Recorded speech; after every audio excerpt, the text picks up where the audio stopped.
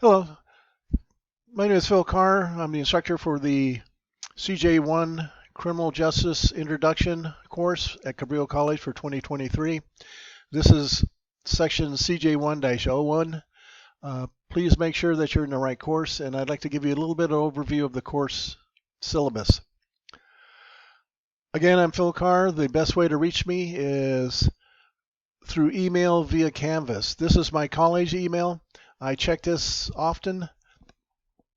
But not as often as I check the Canvas email. If you email me within Canvas, not only does it notify my computer, but it also notifies my phone that I have a message waiting. I almost always get back to you within 24 hours. If there's some reason that I'm going to be away from the computer and phones and all that, I will let everyone know, but that rarely happens. As this is an online only course, there is no physical meeting. Office hours are arranged by appointment. I normally do those via Zoom. If you email me, I'll get right back to you and we'll set up something if you need to talk to me. We can do it via Zoom, telephone calls, emails, whatever works best for you. But just go ahead and email me within Canvas and I'll make sure we get together. Again, the course description is basically a broad overview of the administration of justice system within the United States. We talk about a variety of different areas, from how laws are developed to crime causation to law enforcement to the courts and probation parole. So we cover a broad range of topics. The textbook for this course is CJ5 Criminal Justice 5th edition by Gaines and Miller. The 2019 edition. I've used this book for a couple of semesters now, and there should be plenty of used copies at the bookstore. There are new copies. If you do purchase a new copy, either at the bookstore or online, please do not get the MindTap supplemental workbook. We don't use that in this course. Again, the learning outcomes is covering the different areas that I just discussed. As far as grading, I grade strictly by points. There's 500 points available, and this scale will let you know how many points you have to earn to get an A, B, or C. If you do the work, the weekly work especially, and complete all the written assignments, you shouldn't have any problems. There are a few extra credit points available in each module. Those are completely up to you whether or not you want to complete those assignments, but every module has some extra credits at the end of the module. Some of the things that you'll need to do as a student is make sure you get the reading done every week. Every Saturday morning before 10 a.m., you'll get an announcement listing what the upcoming week's assignments are.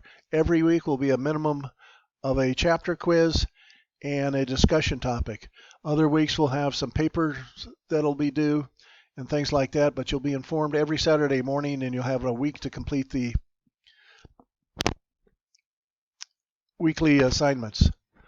There'll be 12 chapter quizzes, the syllabus quiz, introduction paper where you explain a little bit about yourself, criminal justice reform topics, Supreme Court review paper, which I'll assign, a midterm and a final, 12 online discussion topics, and then the criminal justice reform paper.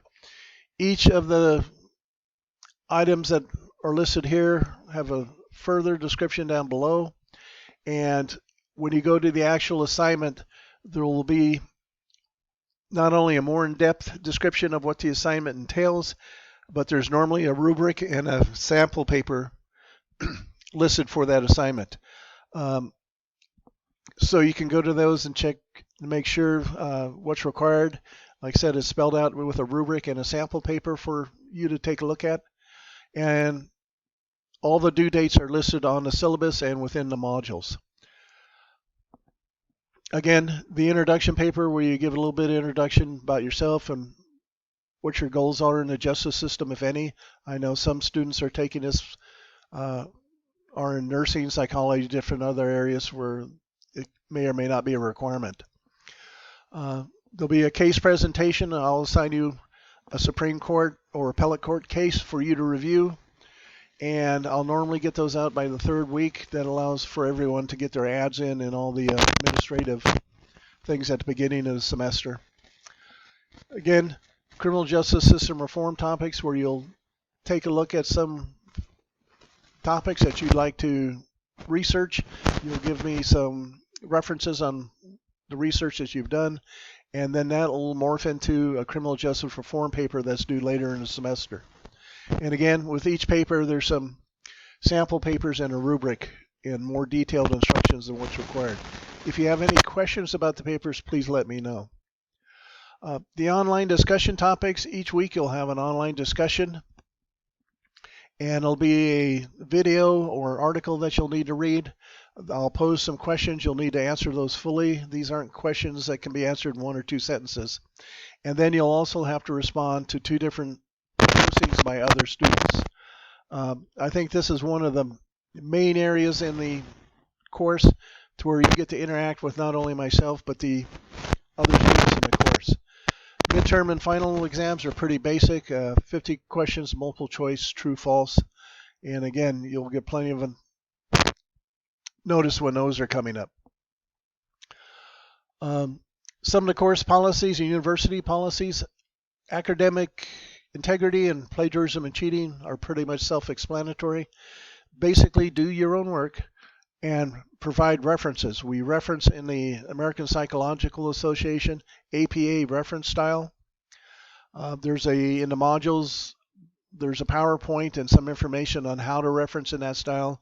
I know many of you haven't used this style before, but especially for those of you that are moving on to a 4-year university, in any of the justice or justice studies or criminal justice programs at the 4-year universities, APA is a requirement. Keeping you safe in an online course, we remain civil to each other, especially in the discussions. These are controversial topics, and so state your case, give your answers, but keep it civil. Withdrawal, make sure that if you're going to withdraw from the course, you either get that done very early on, or the last day to withdraw in this course is April 20th, 2023, and that's with a W. After April 20th, I have to give you a letter grade.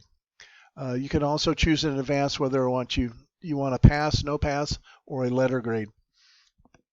If you need any accommodations, please let me know.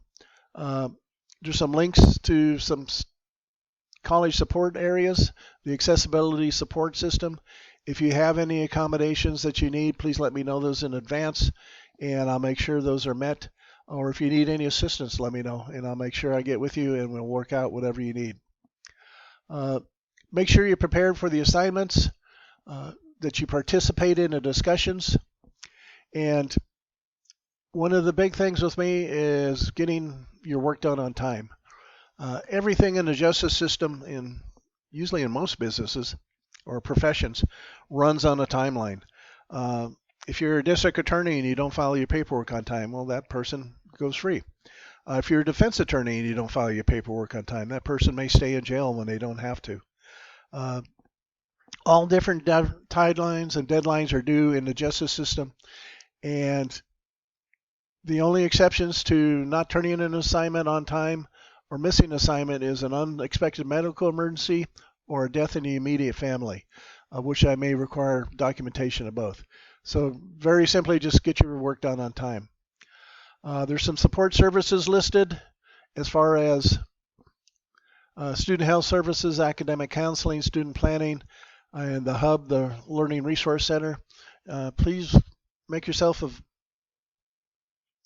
available to those and use those, as they're very good systems, especially, like I said, things like the college library has electronic copies of the textbook online.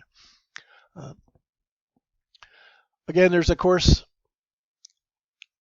summary listed on the due dates that are listed when things are due. They're also listed in each module. And again, here's a link you can click on for important dates during the semester. So if you have any questions, please, again, email me within Canvas and let me know what your question is, and I'll get right back to you as soon as possible. Again, welcome to the course, and I hope we have an enjoyable semester. Thank you.